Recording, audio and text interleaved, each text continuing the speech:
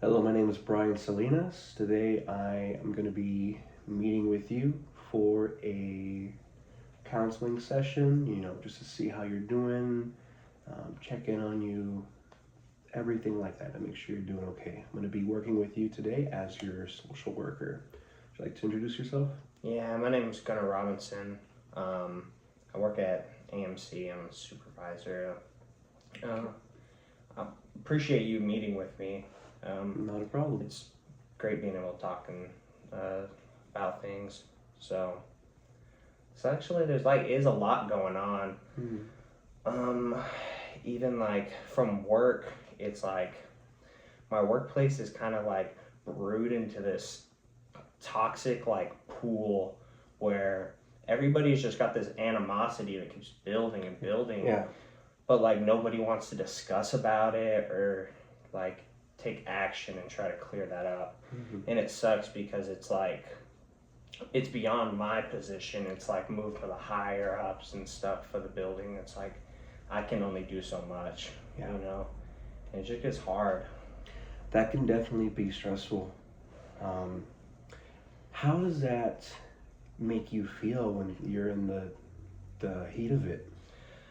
It's like sometimes it's like almost like choking, if that makes sense. It's a physical feeling you get? Yeah, like especially like in the chest, like I can feel like anxiety start to brewing, and it's just even like I have asthma, so sometimes it'll be like my asthma will start to flare and stuff like that, and it starts to take a toll, after so long. I have asthma also, so I completely can relate to what you're saying. Let's try to talk about coming up with a strategy to address those physical symptoms from that stress, from that anxiety. What can usually help out with that, it's practicing breathing techniques. Have you ever practiced specifically like mindfulness breathing? No, like I remember like maybe as like a kid somebody bringing that up, but I've never really tried that personally. Gotcha. So it's a way of resetting your nervous system, because stress and anxiety, those are physical things. They affect us in a physiological way. In order to help facilitate our nervous system kind of calming down like that, controlled slow breathing usually helps with that. What I have practiced before is 4-4 breathing. That is in for 4, hold for 4, out for 4. Is that all right if we just try a couple reps of that? Yeah, man. Sure. Okay. So I'm going to demonstrate real quick, just in for 4.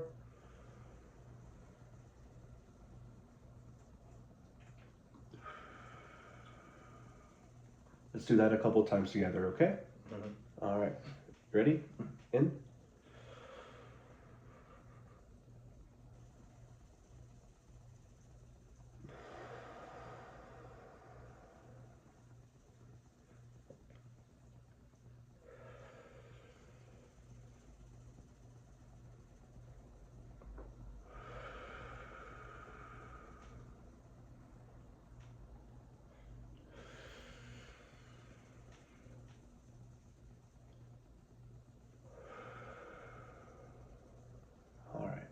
Thank you. So, benefits of that is that when you focus on those breathing techniques, they slow your heart rate down. When you get stressed, when you get anxiety, often our heart rate increases. We get warm, sweaty. It's different for everyone, but those are very common symptoms. And that tightness, it constricts your throat and makes your blood race. Doing those techniques, they help regulate that, literally slowing down your heart rate. I felt it, like, I don't know, it's funny to say so, because literally I kind of just felt it lax in my shoulders. In the shoulders, like the tension. Mm-hmm. So honestly, thank you. I'm gonna actually try that more often. Not a problem. Not a problem. Um, Another technique that can work when you are facing through a stressful situation, it's being able to ground yourself. We can practice grounding. Essentially, that is a way of placing yourself back in the moment. That is, things are feeling overwhelming, things are starting to spiral. I'm starting to think of all these thoughts. My brain is and heart are racing. This type of technique helps alleviate that and focus in on yourself and where you're at. What I like to do for this, I like to first visualize a place where you that is just relaxing for you. For example, for me, I love going to the beach, not to swim, but to take a nap in the shade on the sand. The sound of the waves, the sound is a mnemonic white noise for me. It's calming. So I like to first close my eyes and imagine my body just, the world around me just frozen. I'm back at the beach. I feel the coolness of the sun and the shade blocking that. The sound of I focused in on the sound next. The feeling of the sand on my fingertips. Focusing on each of those sensations, one at a time, calming yourself down. And while you're doing that, adding on those breathing techniques takes you, it is very helpful for preventing panic attacks and just when things are starting to spiral out. That's a good way to just quickly reset, put yourself back in the moment. It's also good if you're having communication problems. I know you said stuff at work was stressful and no one's communicating about it. Let's say when you do get to the point where you're all communicating, it's good to be able to healthily express yourself and take in feedback in that conversation.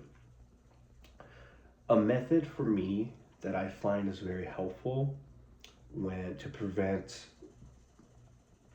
arguing, people yelling over each other. You mentioned how something is affecting you. What can possibly change? What would you like for it to change? And how you're going to go about those together.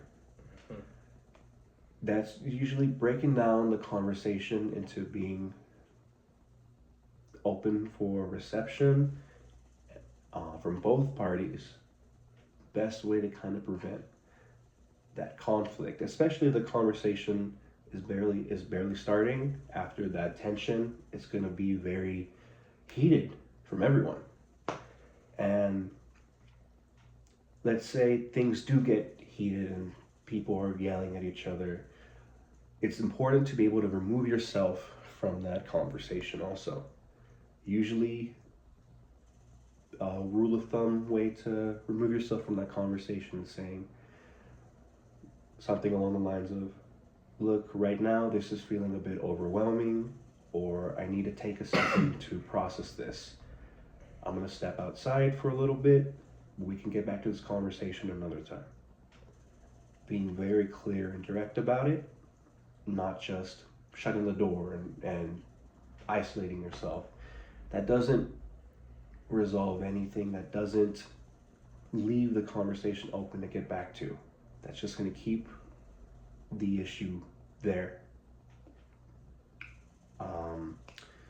Sizzling to get worse, basically. You know, honestly, like that you mentioned, like the frustration where you just walk out because it's like the other person isn't here. Very easy to just walk out. It's like I feel like that's kind of what is happening, but it's like instead of being like I'm coming to you to like because you're like my manager, you should be able to kind of fix some of these problems, even if it's like with your department and whatnot, and it's like it's almost like talking to a wall. and it starts to feel like, fine, then I'll just leave. You didn't my waste of time. But I personally, I try to keep things as professional as possible. And so hopefully we get like a meeting soon. And during that, like, hope nothing will get that bad. Right. But you never know. Sometimes work does get that serious for some people. It can. So seen it a lot, but I like you were talking about the visualizing a place. It's like, do you think that I would kind of be able to do it anywhere, or? It depends. Of course, not a good idea to do during traffic. Yeah, I'm not. But usually, it can work when you're out in public or in a stressful situation. If you're in the middle of something, I would just initiate the exit conversation, do the practicing the grounding technique, and getting back to it.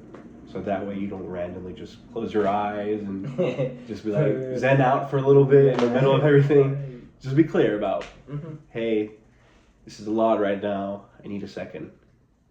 And then, reset that nervous system. Exactly. Let's see. We still are good on time. That's good.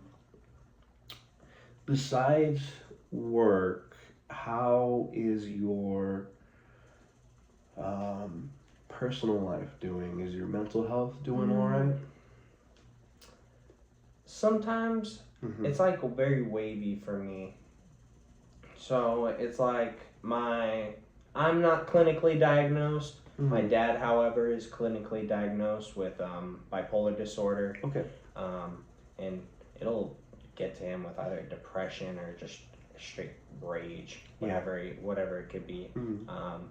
And like I said, I'm not clinically diagnosed, but sometimes it feels like that's how I am. Like sometimes I'll just have a high and then just drop, and then sometimes end up in like a canyon until I start coming up again. And it just kind of feels like a cycle and whatnot.